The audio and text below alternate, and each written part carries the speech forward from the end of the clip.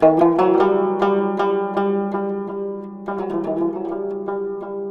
हज़रात, अस्सलाम वालेकुम। इससे पहले कि हम कनेडियन सोसाइटी की और इंटरेस्टिंग बातों की तरफ निकल जाएं, आई ऑनेस्टली बिलीव कि मेरे वालिद साहब की ज़िंदगी में अगर पिछले 15 साल का इजाफ़ा हुआ है तो वो कनेडियन हेल्थ सिस्टम की वजह से हुआ है। तो हम हेल्थ सिस्टम्स पे निकल जाएं, हम एजुकेशन सिस्टम्स को देखें, हम ट्रैफिक का निज़ाम देखें, हम गवर्नेंस देखें, यहाँ पे कचरा क्यों नहीं उड़ता, यहाँ पे प्लास्टिक की थैलियाँ क्यों नहीं हैं, इनके डिप्टी कमिश्नर और एसपी क्या होते हैं, और यहाँ पे नीली बत्ती क्या है, क्या रोड पे रूट लगते हैं या नहीं लगते और क्यों नहीं लगते। ये सारी बातों की तरफ हम निकल जाएं तो मेरा ख़्याल है कि ज़रा हम इमिग्रेशन के सब्जेक्ट पे जो आपके मेजर क्वेश्चंस हैं वो हल करें और फिर आगे चलें। जो आपके इमिग्रेशन के टेक्निकल सवालात हैं वो तो वकील साहब एंड ऑफ द प्रोग्राम पे उनका इंटरव्यू है, आप देखिएगा। I hope they answer some of your questions. कुछ इमिग्रेशन के हवाले से मैं आपको गुजारिशात करना चाहूँगा regarding a bigger picture and some dos and don'ts. और फिर आपके जो चीदा सवालात हैं उन पे थोड़ा सा जो जहाँ तक मैं गुजारिश कर सकूँगा वो करूँगा। एक तो जो बहुत मेजर कैटेगरी है सवालात की वो प्रोफेशन के हवाले से है कि जनाब लॉन्ग टर्म में करना फिर वहाँ पर क्या चाहिए, कौन से नौकरियाँ बेहतर हो सकती हैं, कौन से कारोबार हो सकते हैं या नहीं हो सकते। और फिर जो आखिर में एक कैटेगरी बड़ी प्रेडोमिनेंटली है, लोगों ने सवालात पूछे हैं, वो सोशो कल्चरल हैं। मिसाल के तौर पे कि जी क्या हमारी औलाद बिगड़ जाएगी, हमारी आइडेंटिटी का क्या बनेगा, क्या हमारा ख़ानदान तबाह हो जाएगा, क्या हमारा मज़हब दीन डाइल्यूट हो जाएगा। इस तरह के हवाले से सवाल आते हैं और मैं उसमें भी कोशिश करूँगा गोशगुजार करूँ जो बेस्ट पॉसिबल मैं आपको बता सकूँ। अच्छा, लेट्स स्टार्ट।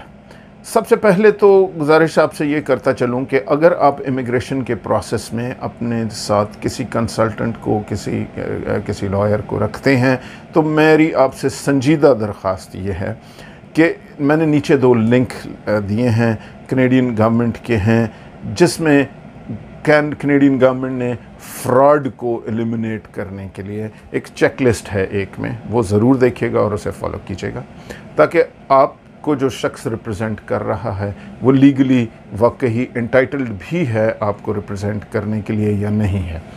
दूसरे जो लिंक है नीचे दिया हुआ उसमें देखिएगा नोट्स में, वो है कनेडियन गवर्नमेंट उन तमाम लोगों को जो लीगली एम्पावर्ड हैं टू रिप्रेजेंट इमिग्रेशन केसेस, उनकी एक रजिस्टर है जो उन्होंने बनाया हुआ है और वो पब्लिक रजिस्टर है। तो जो शख्स आपको डील कर रहे हैं या आपको रिप्रेजेंट कर रहे हैं उनका नाम जाके वहाँ पे डालिए और उनका नाम अगर वो हैं लीगली रिप्रेजेंट कर सकते हैं तो आएगा और आपको पता चल जाएगा कि वो लेजिटिमेट हैं कि नहीं।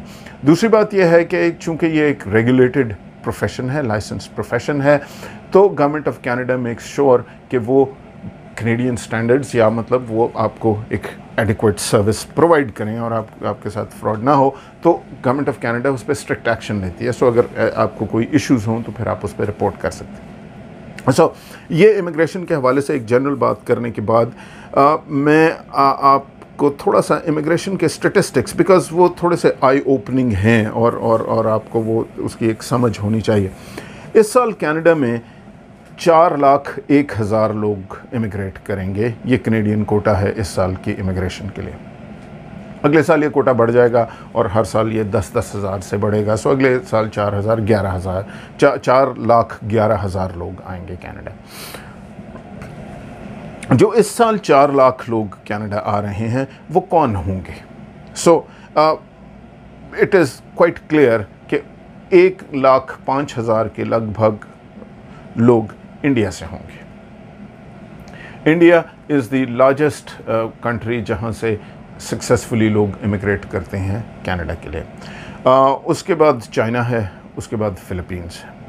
पाकिस्तान से जो इमिग्रेंट आएगा इस 4 लाख में वो तकरीबन कोई 12,500 लोग होंगे। जब मैं 12,500 कहता हूँ या इंडिया से 1 लाख कुछ कहता हूँ तो इसमें जो एक्चुअल प्रिंसिपल इमिग्रेंट है प्लस जो उसके साथ फैमिली है वो इंक्लूडेड है। अब हम 2 बातें देखेंगे। पाकिस्तान से जो इमिग्रेशन है वो कोई 3.2% एवरेज है पाकिस्तान से इमिग्रेशन। इंडिया वक्त के साथ साथ बहुत बढ़ता जा रहा है जो number of people who are qualifying to come to Canada as immigrants. ऐसा क्यों है, एक तो हम ये एस्पेक्ट देखेंगे, और इस इमिग्रेशन से कनाडा पे क्या इम्पैक्ट होता है वो ब्रीफली मैं वो एस्पेक्ट देखूंगा। इंडिया से क्यों ज़्यादा लोग क्वालिफाई कर पा रहे हैं और पाकिस्तान से इतना कम परसेंटेज क्यों है, उसकी बड़ी सीधी सी वजूहात हैं, 2-3। एक तो इंडिया का एजुकेशन स्टैंडर्ड बेहतर है, सो वहाँ से जो प्रोफेशनल आ रहा है वो बेहतर compete कर पा रहा है सोसाइटी में। हमने इससे पहले भी डिस्कशन की कि इंडियंस एक दूसरे को हेल्प भी करते हैं।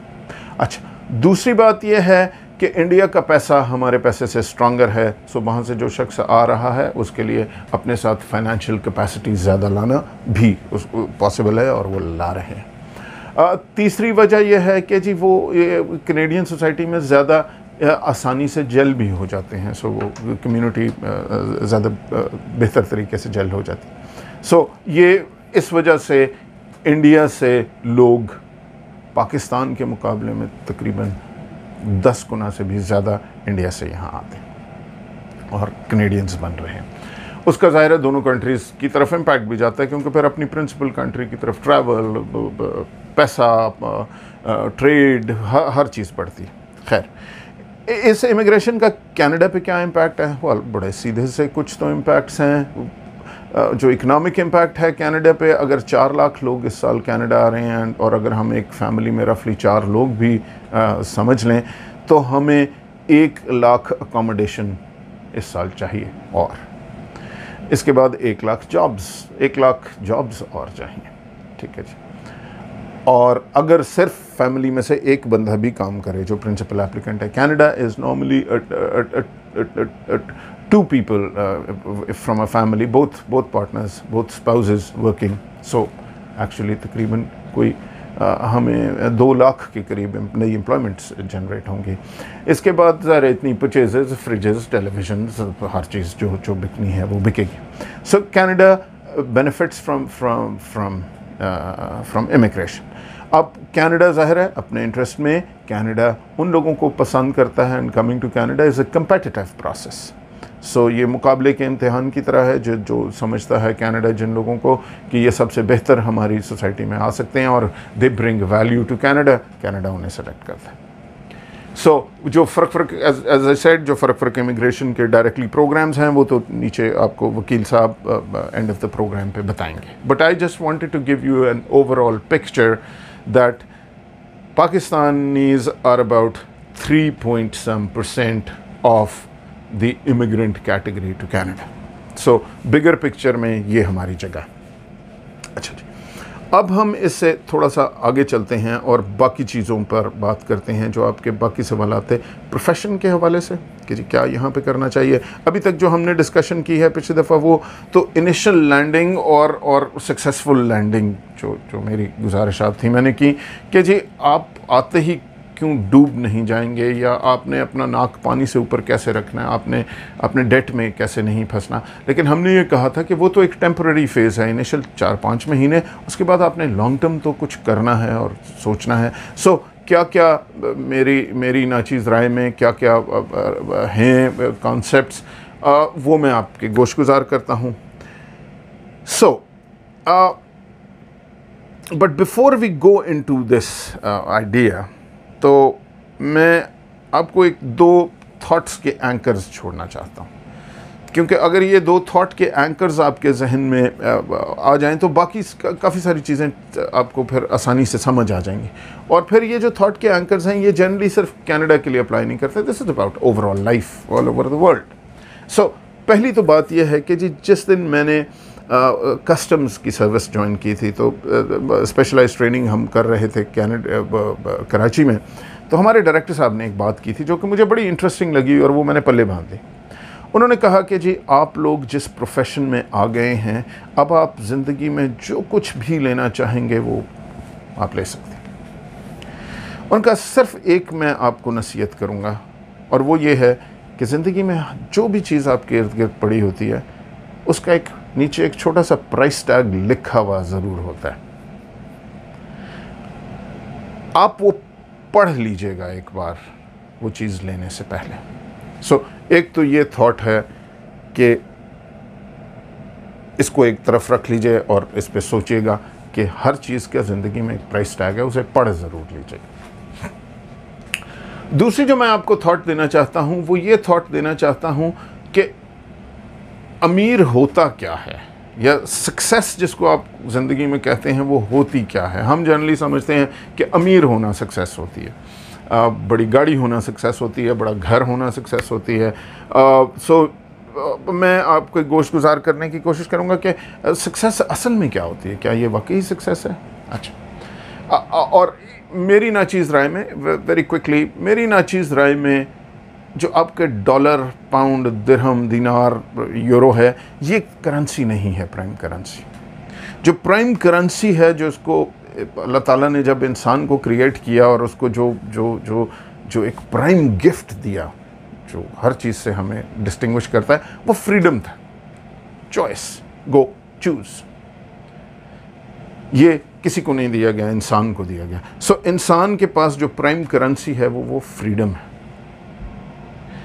बाकी हम जितनी करेंसीज लेते हैं, डॉलर, पाउंड, बड़े घर, गाड़ियाँ, फलाना, ये अपने उस फ्रीडम को दे के उसके इवज़ लेते हैं। सो आपकी जो करेंसी है वो तो फ्रीडम है, बाकी आप जो कुछ हासिल करते हो वो अपने फ्रीडम को दे के करते हो। सो ये एक दूसरा थॉट का कॉन्सेप्ट है जिसको आप एक तरफ रख लीजिए, ताकि सक्सेस को डिफाइन करना, ज़िंदगी age is short and you possibly get it once. और वो एक इंग्लिश की सेइंग है कि when it is time to die, let us not discover that we never really lived, because then it's too late. So before you start running in a direction, you should know कि ये मैं ठीक direction में भाग भी रहा हूँ कि नहीं, और सक्सेस आप क्लियरली आप डिफाइन करें ताकि आप ठीक डायरेक्शन में अपने लिए एक सेटिस्फैक्टरी, एक वो जो हम पिछली दफ़ा बात कर रहे थे, हैप्पी ज़िंदगी गुजार सकें। सो एक ये दूसरी थॉट मैं आपके पास छोड़ना चाहता हूँ। अब before we get into the concept of professions, एक शायद छोटी सी थॉट और देखिए, आपको ज़्यादा पैसे की ज़रूरत क्यों आती है? आपको ज़्यादा पैसे की ज़रूरत इस वजह से होती है कि यार बच्चों की तालीम करनी है, बच्चों की शादियां करनी है, हमने कोई खुदा न खास्ता बीमार हो गया तो हमने उसके इलाज मुआलजा करना है। तो ये वाली जो इस तरह की बेसिक चीज़ें हैं वो तो Canadian, the moment you become a Canadian, most of that is taken over by the government. आपके बच्चों की हाई स्कूल तक तो तालीम फ्री है, so you are not burden with it, this is not something that you are carrying on your shoulders. कोई बीमार हो जाता है, आप बीमार हो जाते हैं, आपके कोई, तो उस पर जितना भी पैसा लगेगा वो आपका प्रॉब्लम नहीं है। सो वो गवर्नमेंट ऑफ कनाडा उसका काम है, वो अपने शहरी को ये फैसिलिटीज़ देती। बच्चों के शादी ब्याह, वाल जब हम बच्चों पे पहुंचेंगे, यहाँ पर उस तरह का कॉन्सेप्ट ऑफ जहेज़ या उस तरह का कॉन्सेप्ट ऑफ उस तरह की शादी करना जिसमें कई हज़ार लोग आए होंगे और करोड़ों रुपए के वो होगा, तो वो यहाँ पर उस तरह नहीं होगा। सो कंपैरेटिवली वो भी आपका कोई इतना बड़ा ख़र्चा नहीं है। मतलब wedding is an expensive affair, but उस तरह नहीं है कि जी। सो अब जो पैसा आपको चाहिए, और पैसा यकीनन बहुत इंपॉर्टेंट चीज़ है, वो पैसा अगर आपने दिखावे के लिए नहीं चाहिए और ज़रूरत का जो पैसा चाहिए, तो अब आपने सिर्फ फोकस या टारगेट सिर्फ उसे करना है, ताकि जो मैंने कहा कि अमीर होना is not about money, it's about quality of life. और ये थॉट मैं इसलिए आपके पास छोड़ रहा हूँ ताकि जब हम आगे आएंगे कि जो आपके कंसर्न्स हैं कि जी मेरे बच्चे तो नहीं गर्क हो जाएंगे, या मुझे किस किस्म के प्रोफेशन में जाना चाहिए, और आपके जो सोशो कल्चरल सवालात हैं और प्रोफेशनल सवालात हैं, ये सारे एक्चुअली जुड़ जाएंगे, एक जगह ही पे रूट पे आके रुकेंगे, और ये थॉट्स आपको उस पर हेल्प करेंगे। अच्छा, अब लेट्स टॉक अबाउट प्रोफेशंस। और जो $1 मिलियन क्वेश्चन है जो हमेशा मुझसे लोग पूछते हैं कि आशिष साहब आपने ट्रक क्यों चलाना शुरू कर दिया, आपने कुछ और क्यों नहीं किया? ओके, सो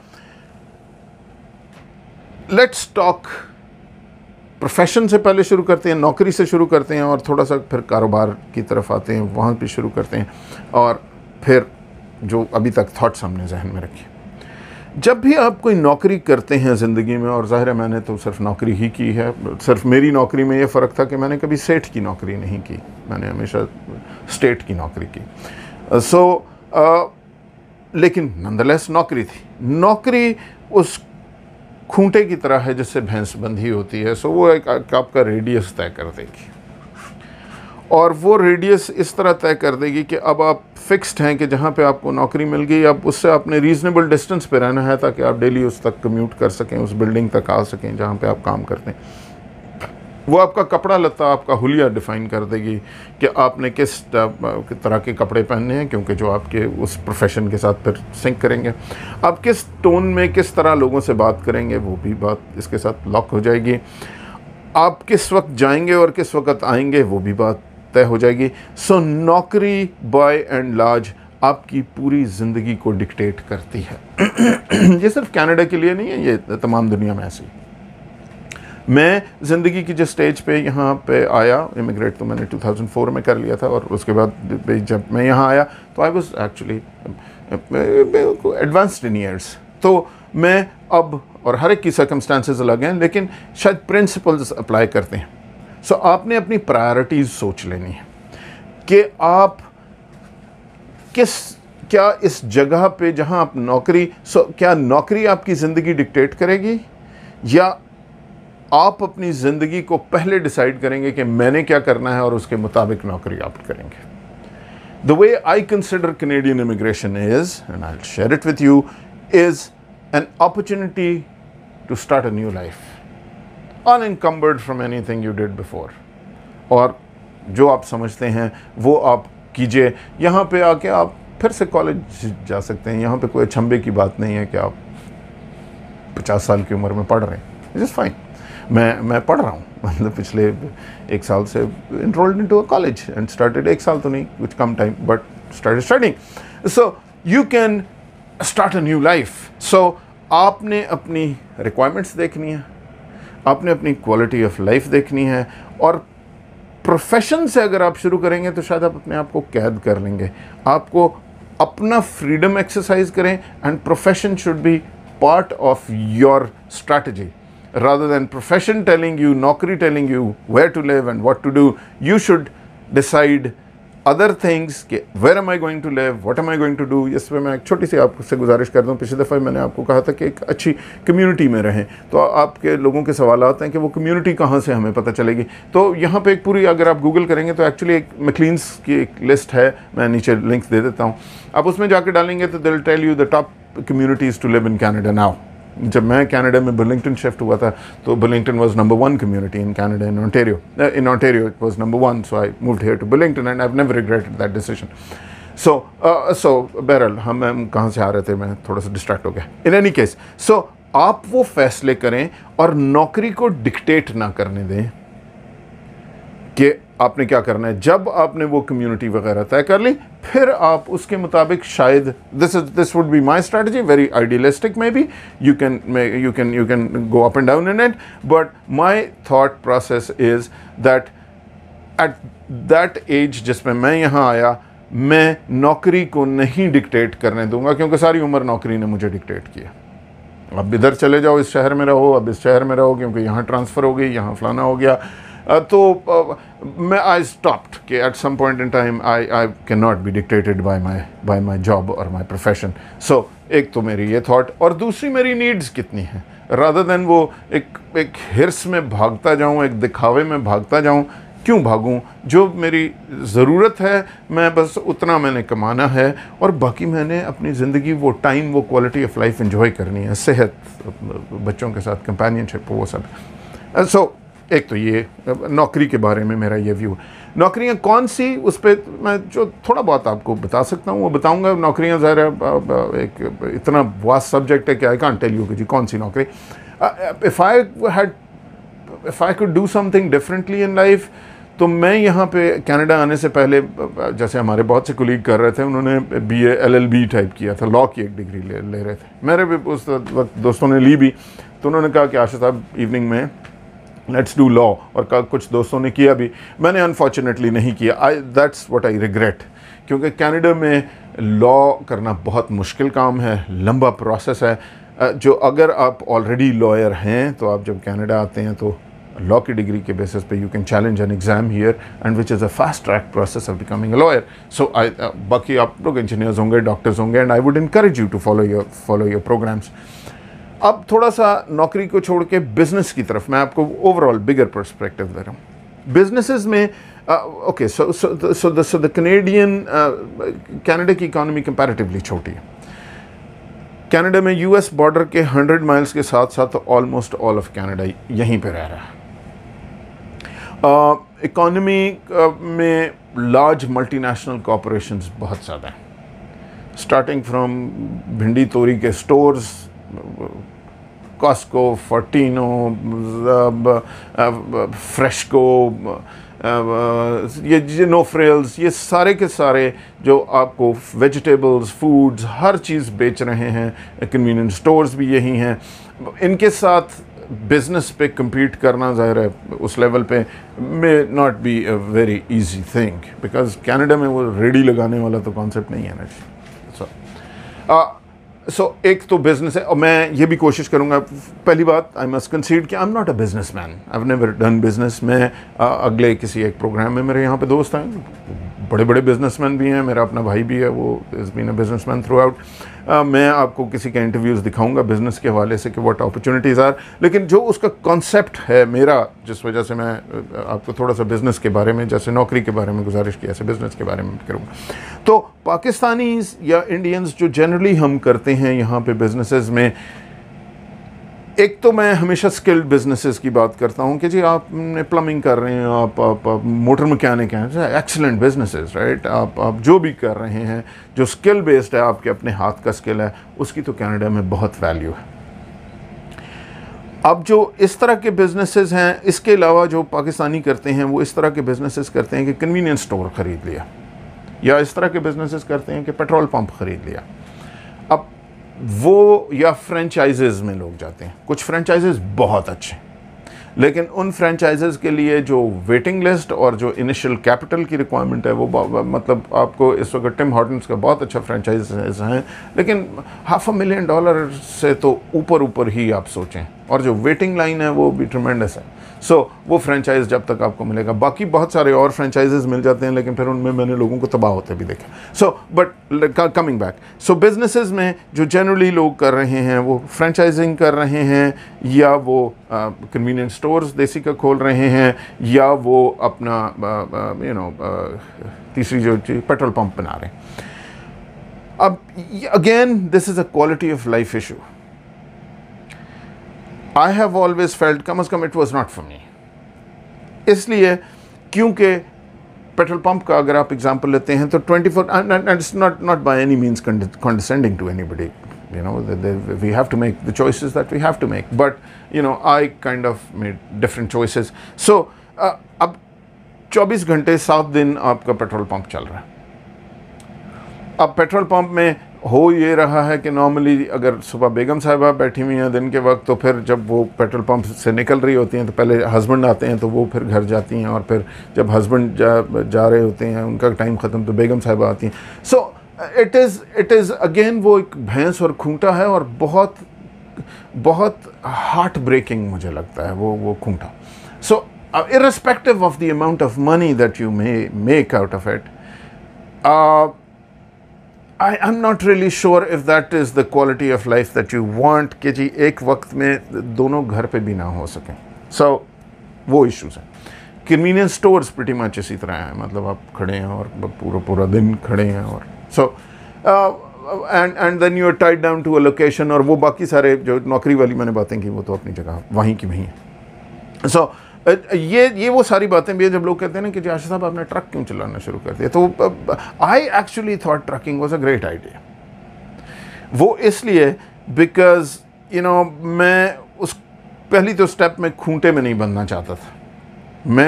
मैं ये चाहता था कि मैं पहले तय करूं कि मैंने कनाडा में रहना कहाँ है, और जो मैं एट दिस स्टेज ज़रा I should decide about my life rather than life deciding about me. जो मैंने कहा, जो मेरी करेंसी है वो तो फ्रीडम मेरी करेंसी है, बाकी तो डॉलर पाउंड तो मैं अपना फ्रीडम एक्सचेंज करके लूँगा। I did not want to compromise my freedom. ठीक है जी। अब उसका ट्रक ड्राइविंग से क्या ताल्लुक है? बिल्कुल सीधी सी बात, क्योंकि मैं ये नहीं तय करना चाहता था। मेरी जो ख्वाहिश है वो ये है कि जनाब मेरा एक फार्म हो और मेरी लैंड हो और उस लैंड पे मैं रह सकूं, उस पे मैं अपनी मर्ज़ी का एक घर बनाऊं, क्योंकि सारी उम्र तो यही करते रहने जी, आज इधर पोस्टिंग होगी, कल उधर पोस्टिंग होगी। आप कोई परमानेंट जो मेरे जहन में घर था वो तो मैंने कभी बनाया ही नहीं। सो मुझे एक पीस ऑफ लैंड चाहिए जहाँ पे मैं अपनी मर्ज़ी का घर बनाऊँ, उसमें मैं अपनी मर्ज़ी के सेब लगाऊँ, अपनी मर्ज़ी के जो भी करूँ वो मैं करूँ, और उतना जितना मुझे ज़िंदगी में चाहिए वो मैं कंफर्टेबली अपनी लाइफ इंजॉय कर सकूँ। सो अब अगर, लेकिन ज़ाहिर है मैंने रोज़ बरोज़ ज़िंदगी भी गुजारनी है। सो अब अगर मैं नौकरी ले लेता हूँ या पेट्रोल पंप ले लेता हूँ तो फिर तो मैं फंस जाऊँगा। सो ट्रक चलाना नॉर्थ अमेरिका में ऐसा काम है कि आप पहाड़ के नीचे भी कहीं जाके खड़े हो जाएंगे ना तो वहाँ भी कोई ना कोई ट्रक होगा और ट्रकिंग की नौकरी आपको मिल जाएगी। It is flexible. आप आज सुबह एक एम्प्लॉयर की नौकरी छोड़ें तो इतनी डिमांड है ट्रक ड्राइवर की कि जी शाम को आपको दूसरा एम्प्लॉयर से नौकरी मिल गई होगी, जिसके पास आप जाएंगे यार मैं ट्रक चलाना है, तो वो आपको लाइसेंस देखेगा, ये ले भाई ट्रक चलाना शुरू कर दे। अच्छा, बहुत से लोगों का ये ख्याल है कि जी आपको ट्रक अपने ख़रीद लेने चाहिए। बिल्कुल ख़रीदने चाहिए, if this is what you want to do. And you know, बीच में मैंने ये भी बड़ा प्रोपेगेंडा सुना कि लोगों ने कहा जी आशिर साहब ने तो बहुत बड़ी ट्रकिंग कंपनी बना ली और उन्होंने ट्रक ख़रीद लिया और फलाने किए। I would not even want to do that because again not my cup of tea. Why? Because यहाँ पे ट्रक सिफर पैसों पे मिलता है। आप चले जाएं आज फ्रेट लाइनर के पास या जिसके पास, उसको अपना ट्रकिंग का ड्राइवर्स का लाइसेंस दिखाएं कि जी मैं हूँ, मुझे ट्रक चाहिए, तो आपको ज़ीरो डाउन पेमेंट पे ट्रक मिलता है। यानी कि आपको मुफ्त ब्रांड न्यू ट्रक आपके हाथ में पकड़ा देंगे और आप अपने महीने की इतनी किस्तें देनी है। लेकिन अब आप खूंटे के साथ बंध चुके हैं, क्योंकि पहले एज अ ड्राइवर जब मैं किसी दूसरे का ट्रक चला रहा हूँ तो मेरी मर्ज़ी है, कल मेरा मूड नहीं है, मैं नहीं जाना चाहता। लेकिन अब तो चूंकि मैंने उसकी किस्तें महीने की देनी हैं तो अब तो मैं फंस गया। अब जब तक मैं इतना काम नहीं करूँगा तो मैं उसकी महीने की किस्तें पूरी नहीं कर सकूँगा।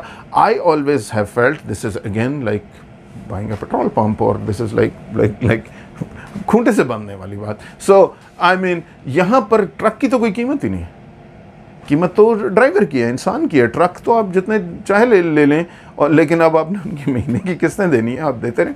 सो my decision for truck driving was, and initially मैंने कुछ 8-10 महीने यहाँ पे ट्रक चलाया and enjoyed myself, and till the time आपको समझ नहीं आती it's a good profession but it's not an easy profession to get into। और जो मेरे बहुत सारे सवाल आते हैं मैं यहाँ पे क्लियर कर दूँ। जो लोग कहते हैं कि जी मेरे पास हैवी ट्रक ड्राइविंग का लाइसेंस फलाने मुल्क में है या यूरोप में है, या Canada does not accept any other trucking license. आप यहाँ आएंगे और यहाँ आके आपको as I said everything is about regulated professions। Truck जिसके पीछे को 70-80 हज़ार पाउंड का वो है और आप चला रहे हैं, it's a deadly kind of a weapon, and अगर आप ट्रेन नहीं हैं तो बाकी लोगों को आप मारेंगे। So it's a regulated profession. आपको इसका लाइसेंस लेना सब्सटेंटिव काम है, और कनाडा में आपको 6 महीने किसी स्कूल में जाके अब एनरोल करना पड़ेगा और आपको वहाँ पढ़ना पड़ेगा, और 8 से 10 हज़ार डॉलर आपका कम से कम खर्चा आएगा to get a truck driving license before you can join a company to start working. So it is possibly not the first choice. It is after 6 or 8 months, and then so ये तो अगर आपका एक सवाल मैं जो थोड़ा सा आपको प्रोफेशंस और बिजनेसेस और my decision to run a truck के बारे में जो 2 बिट्स थे वो मैंने आपसे शेयर किए। So that is why I did this. अब आते हैं the tail end of the program before you can, आप लॉयर को देखें, वो वाली बात हैं जो कि हमारी औलाद का क्या होगा, और जो सोशो कल्चरल आपके सवाल आता है, क्या हमारा दीन डाइल्यूट हो जाएगा, हमारी फैमिली का क्या। अब थोड़ा सा फिर पीछे जाइए। मैंने आपसे गुजारिश की कि जी तकरीबन 3% लोग पाकिस्तान में पाकिस्तानी हैं जो कि इमिग्रेट करते हैं। सो एक छोटी कम्युनिटी है कनाडा में। इसमें से 80% लोग, जैसे मैं पहले आपसे गुजारिश कर रहा था, कि वो बेचारे पॉवर्टी लाइन से नीचे रह रहे होते हैं या स्लम्स में या गेटोज़ में रह रहे होते हैं। उसकी बड़ी कॉम्प्लेक्स वजूहात हैं, कल्चरल वजूहात हैं एसेंशली। कल्चरल और रिलीजियस वजूहात हैं, और मुझसे बेहतर शायद इसको कोई समझ देख नहीं सकता, इसलिए क्योंकि मैं पाकिस्तान में एज अ माइनॉरिटी रहा हूँ, और पाकिस्तान में माइनॉरिटी में डिस्क्रिमिनेशन कैनेडियन हवाले से बहुत ज़्यादा है।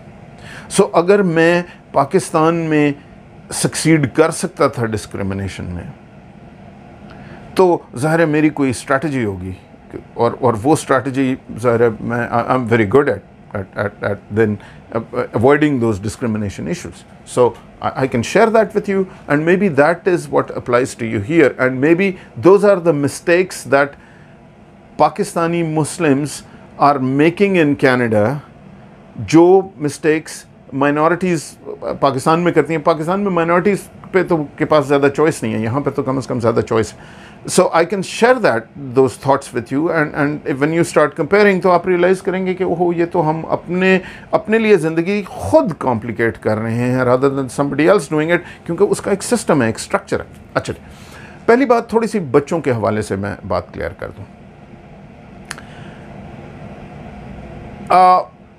कैंप फायर पे मैं पाकिस्तान में मुझे बड़ा शौक़ था कैंपिंग करने का।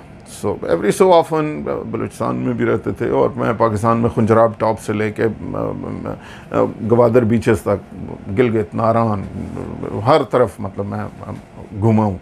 ठीक है, तो जब मेरा दिल चाहता था अपने ट्रक में, जीप में 2-4 स्लीपिंग बैग्स फेंके, दोस्तों को उठाया, राइफल्स उठाई और चल पड़े, किसी झील के किनारे बैठे हुए एंजॉइंग लाइफ। एक दिन मैं एक झील के किनारे बैठा हुआ था दोस्तों के साथ, एंड मुझे अचानक आई वाज मिसिंग वालिद साहब। मुझे ख्याल आना शुरू हुआ कि यार मैं इतनी जगहों पे गया हूँ, इतनी अच्छी अच्छी जगहें, इतनी मज़ेदार, मेरे साथ मेरे वालिद साहब कभी नहीं थे। सो मेरे वालिद साहब मेरे शायद दोस्त नहीं थे, वो मेरे वालिद साहब थे, और मैंने उनसे उस तरह जो शायद मेरे दिल में बातें थी एज बाप बेटा, जो डिस्कशन एक होनी थी, शायद वो मैं नहीं कर सका, और वो मुझसे कभी नहीं कर सके, क्योंकि शायद वो ओल्ड स्कूल थे।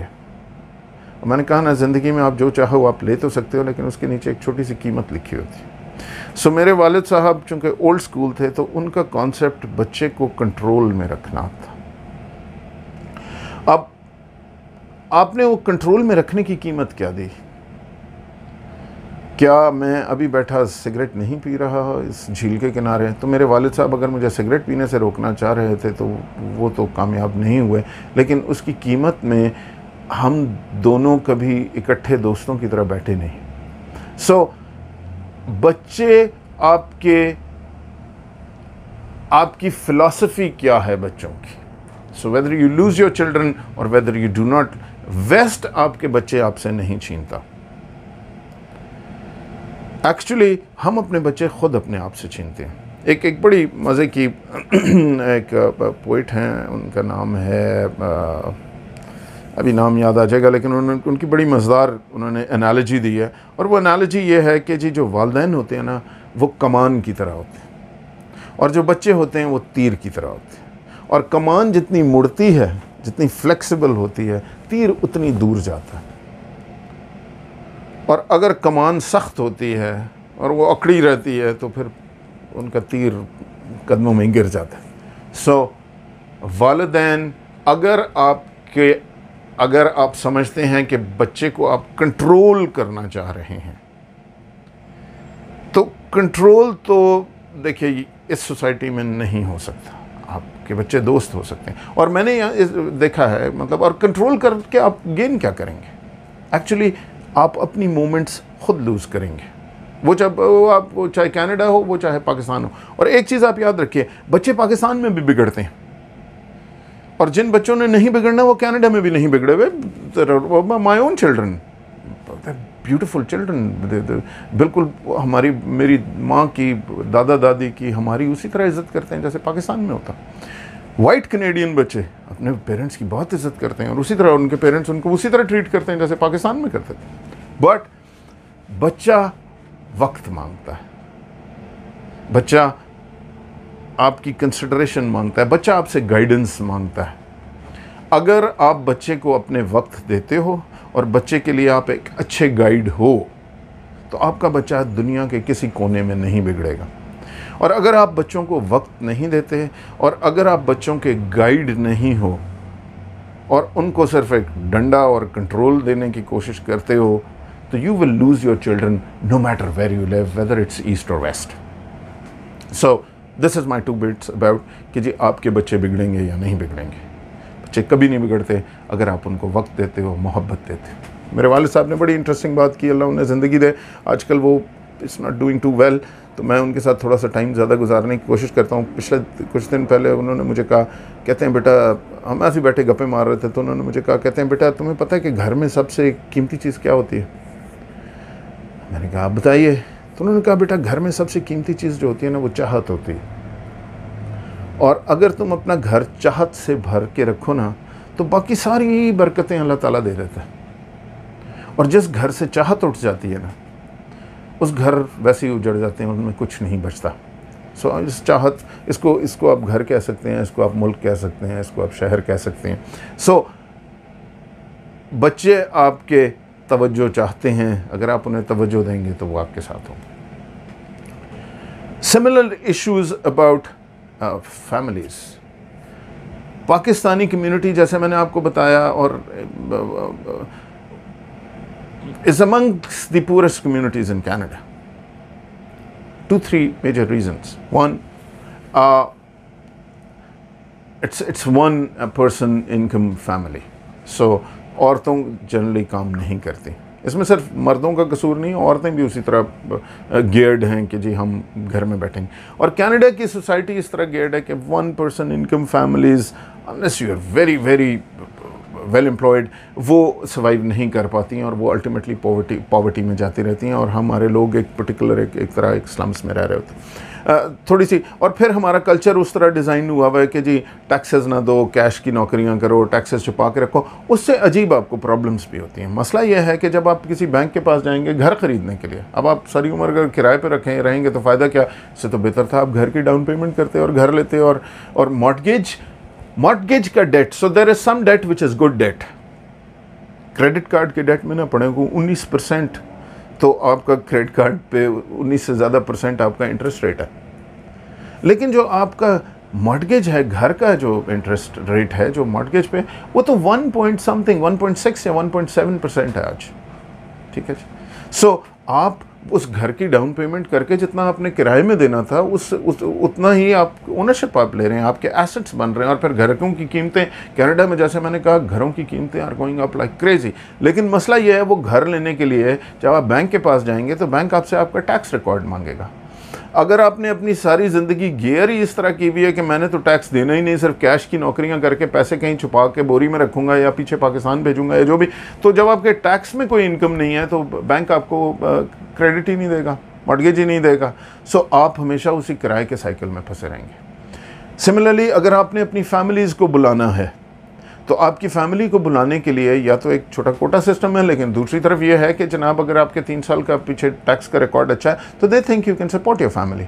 जो आपके एल्डर्स हैं, जो आपके बुज़ुर्ग हैं या आपके ऐसे लोग हैं जिनको आप ज्वाइन करवाना चाहते हो, तो अब अगर आपके टैक्सेस का रिकॉर्ड अच्छा नहीं है तो आपकी फैमिली यहाँ नहीं आ पाएगी, बिकॉज आप अपने आप को नहीं संभाल सकते ऑन पेपर, तो आप उनको क्या संभालोगे। सो इश्यूज़ ये हैं कि ये आपकी थाट और अच्छा अब होता क्या है, जो जैसे मैंने आपको कहा कि जी मी एज अ माइनॉरिटी, चूँकि मैंने पाकिस्तान में देखा है, जब मैं ISSB करके बाहर निकला हूँ सक्सेसफुली, तो मुझे जितने लड़के ISSB में फेल हुए थे उन सब ने कहा कि यार बड़ा डिस्क्रिमिनेशन है यहाँ पे।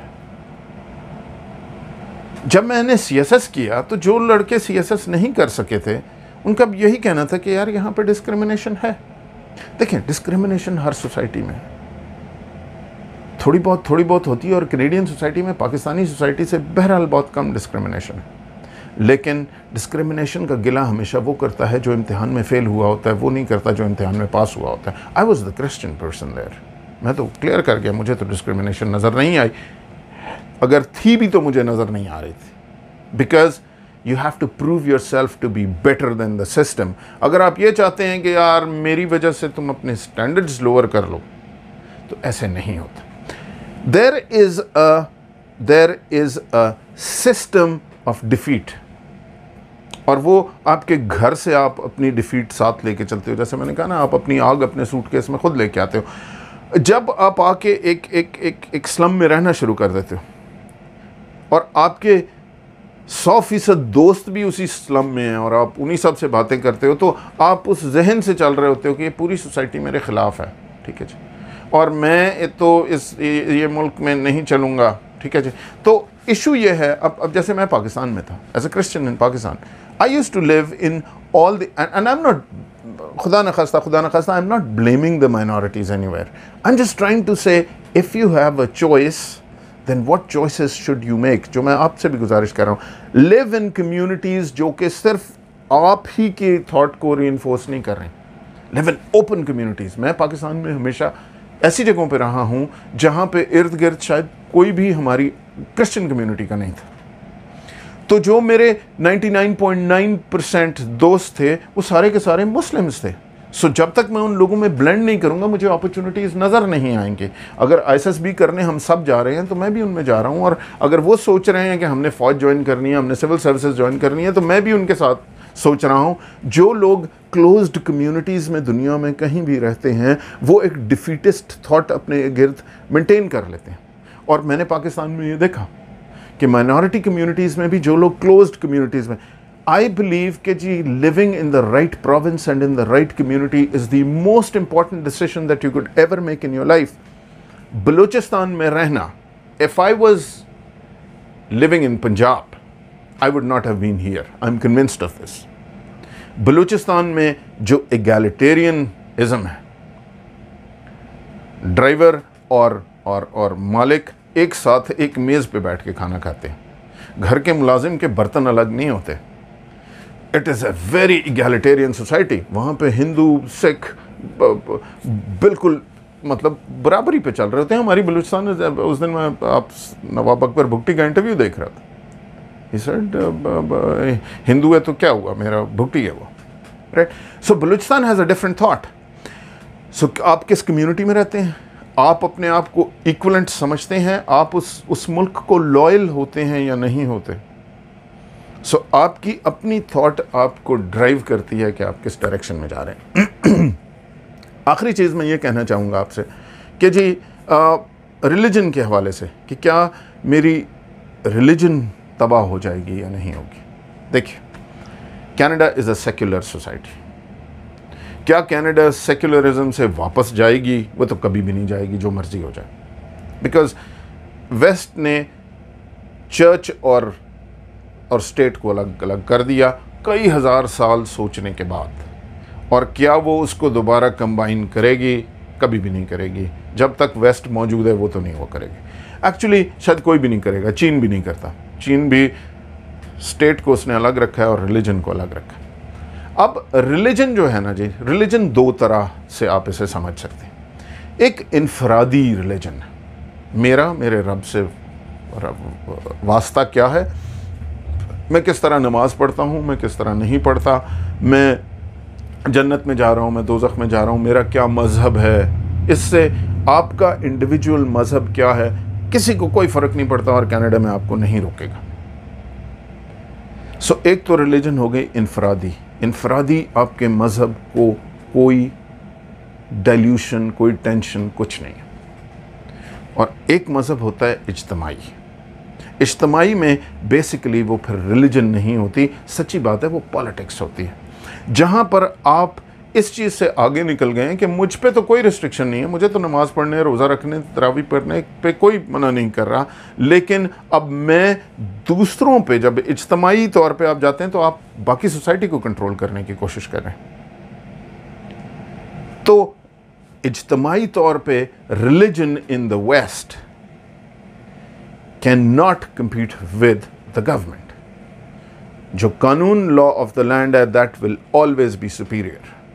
और वो आपको कहेंगे कि भाईजान अगर हमारा सुबह 7 बजे से शाम के 7 बजे तक क्वाइट आवर है, इस दौरान आप लॉन मोवर नहीं चला सकते क्योंकि आपका पड़ोसी डिस्टर्ब होता है।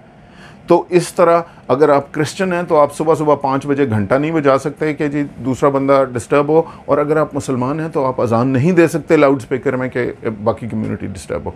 सो laws of the land will be supreme. and they will remain supreme. And nobody has a problem with it. And those who do have a problem with it, actually society में वही तरक्की नहीं कर रहे, सो वो अपना नुकसान कर रहे हैं और किसी आपके दीन को खतरा नहीं है। इंडिविजुअली आप जो मर्जी करें, लेकिन अगर आप एक ग्रुप बना के लॉ ऑफ द लैंड को ओवर पावर करने की कोशिश करेंगे तो वो वेस्ट में नहीं होगा। You are free to go to your churches, your mosques, जैसे कायदे आज़म ने कहा था, you are free to go about your religion. But the moment you start using your religion as a communal force to suppress others, similarly, family. The moment you use Pakistan में tales of our, the moment you start controlling your family, the moment you start controlling your wife, तो भाईजान आप state के कानून को तोड़ेंगे, क्योंकि आपके बच्चे के भी राइट्स हैं और आपकी बीवी के भी राइट्स हैं। तो there is where you will get into problems. आपका बिलीफ सिस्टम क्या है उस पर कनाडा में किसी को कोई प्रॉब्लम नहीं है।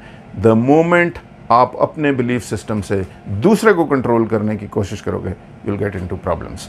सो लॉयर साहब की सुनते हैं। In immigrating to Canada, you can either qualify under the federal program or a provincial program. So under the federal, we have, of course, the mainstay, which is the express entry, which is, of course, based on your education and skills. And then you also have called the self-employed category, which is mainly for people who are athletes on an international level and are going to make significant contributions to the Canadian culture. Singers, actors, performers, writers would qualify, but of course their work needs to be at a certain international level. For example, if it's somebody who's a writer, they need to have published work which has sold certain number of copies, because then they will show that in Canada as well, they will come and write and generate their own income and be self-employed. Same thing with a performer.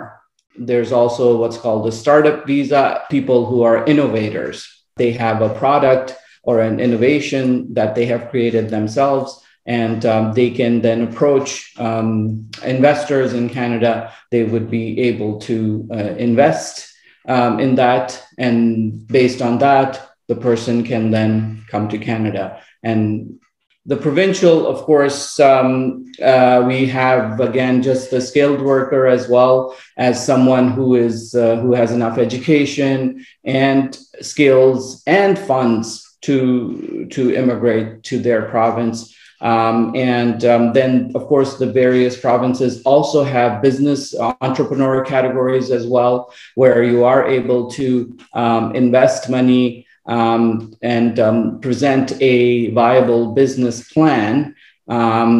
So, for example, for Ontario also has an entrepreneur program, which requires at least $800,000 investment.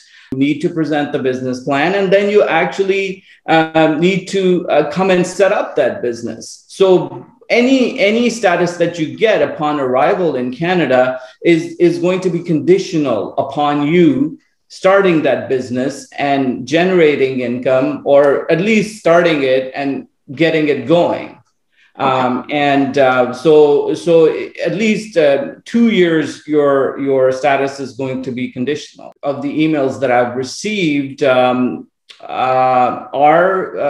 people who would qualify under the express entry, because a lot of them write to me that they have a master's degree and have some experience in their chosen field of work.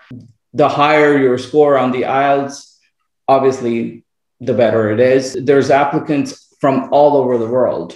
So, you're competing against very, very highly qualified people. So your application has to be competitive for Immigration Canada to actually pick you. Somebody who's over 30, the provincial programs would be more suitable. The provinces, you could be up to 49 and still get the maximum points, or even a little bit older, depends on which province you're applying to be nominated.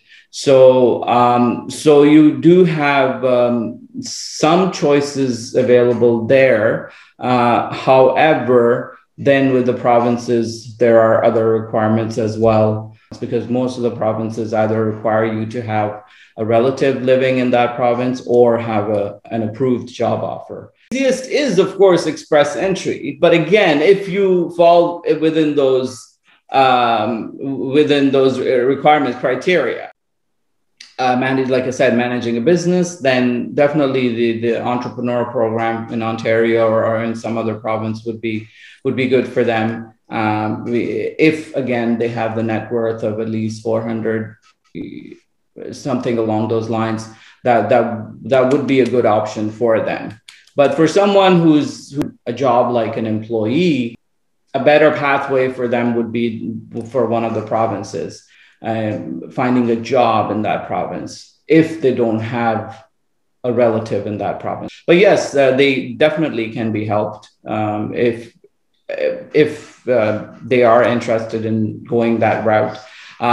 The other thing is that these type of applications are also then very fast. So for example, fast in the sense that they're processed fast. So if somebody has a job offer, an approved job offer, then obviously the Canadian government, the immigration wants that application processed fast so that person can come to Canada with their family sooner and start that job. So that is a good option, that it's your spouse and your children under the age of 22 who have never been married and are dependent on the parents. To show income for at least the past 3 years. So you need to show that you have been making a certain required income. So that income level changes with the number of family members in your own family. So for example, if you have 4 kids and it's husband and wife, so you are 6 family members. So then you are sponsoring your 2 parents. So that makes 8. So for an family of 8, the requirement is pretty high. It could go up to $100,000 a year income, which you need to consistently show for the past 3 years. The other challenge with the parent sponsorship is that there is a quota system. So they only accept about 5,000 to 10,000 applications a year for parent sponsorship. And again, the applications come from all over the world. So 5,000 to 10,000 applications quota is very low, but that is what it's set at this point. Well, about students, again, that is one way for someone to potentially permanently live in Canada, is by completing education in Canada, at least 2 years, and then having at least 1 year of Canadian experience. Students are allowed to do part-time work. However, it's usually not a lot of hours, and therefore they can't make a lot of money. It's certainly not enough to afford their tuition or many of the expenses. They can bring a spouse if, again, they need to show the funds, right? So yes, they can bring a spouse and child. Spouse would be allowed to work. They can get a work permit. Yes. The work permit for the spouse would be for full hours. Yes. It would not be limited. No. They either have to be in Canada or in a country or a third country where they don't have any citizenship. So in the country of citizenship, unfortunately, they cannot approach the Canadian government. When they're in their country of citizenship, there's no point in approaching a lawyer either in Canada, because the lawyer can't really help you. You need to obviously have evidence to prove what you're talking about, what kind of danger. And if that is satisfactory, then your application would be considered. Immigration is not one size fits all. It's uniquely tailored to each and every applicant client, because everybody's situation is unique, everybody's qualifications are unique. So once I have your information, then I can assess which program would be the best for you. And then I can respond to your email, send you the forms, and send you the information, and we can also थोड़ा सा कम बोलूं, लेकिन पता नहीं क्यों लंबी हो जाती है बात. Thank you so much. Take care of yourself.